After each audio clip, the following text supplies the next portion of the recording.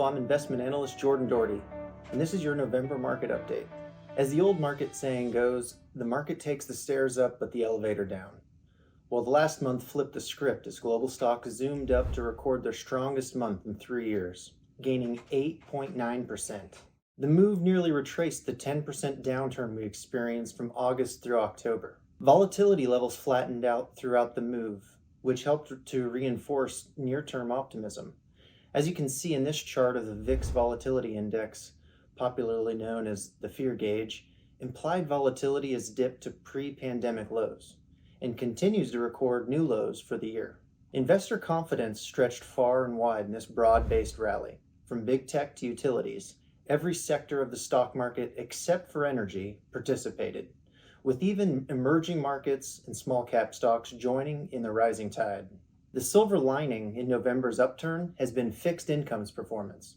Since the Fed unleashed its wrecking ball of rate hikes last year, something that ended in the worst year of bond losses in our country's history, investors are eyeing the opportunity for a rebound. Long-term yields backed off an aggressive ascent as the Federal Reserve took a break from rate hikes and signaled a potentially more dovish policy path forward. Bond markets responded with their best monthly return in over 10 years. Making this rally the most robust of its kind year to date. FSA has responded to the move and deployed most of the cash we raised since the last summer sell-off. With inflation tempered and closer to the 2% long-term goal, many investors have interpreted a downshift in hawkish policy from central bankers.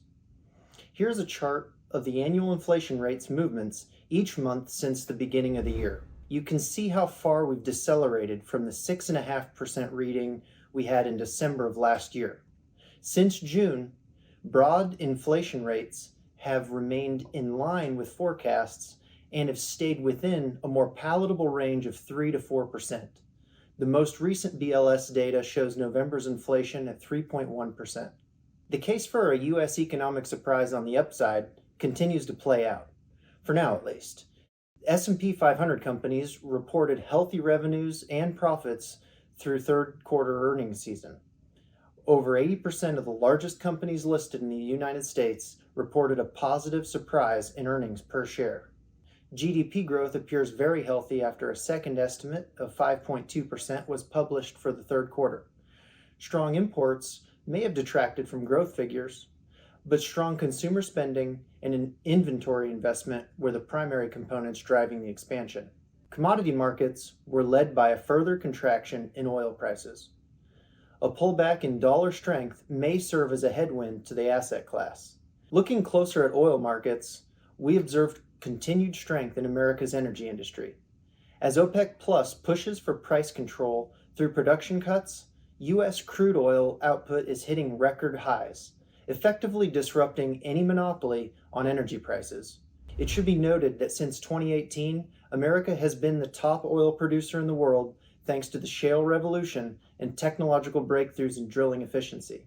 In other news, a government shutdown was temporarily averted, with funding measures extended to at least mid-January, while Moody's adjusted the outlook on the government's AAA credit rating from stable to negative, citing debt levels and rising interest expenses. Moody's is the only Big Three ratings agency to retain a AAA rating on U.S. government debt. Fitch lowered its rating to AA+ in August, while Standard & Poor's downgraded in 2011. Momentum did contract at month-end as stocks approached a key resistance area, the highs reached in late July. A pullback and retest would not be unusual here. For the S&P 500 index, we are carefully observing price action around 4590, 4600. A sustained breakout above 4600 would characterize a bullish confirmation and build support for continued advance. While there are risks present and important to take note of, the recent shift in interest rate expectations, tolerable inflation rates, and the resiliency of corporate earnings and consumer spending look to be fueling a robust move into year-end. That's it for this market update. Wishing you a warm season's greetings. Thank you for watching, and we'll see you next time.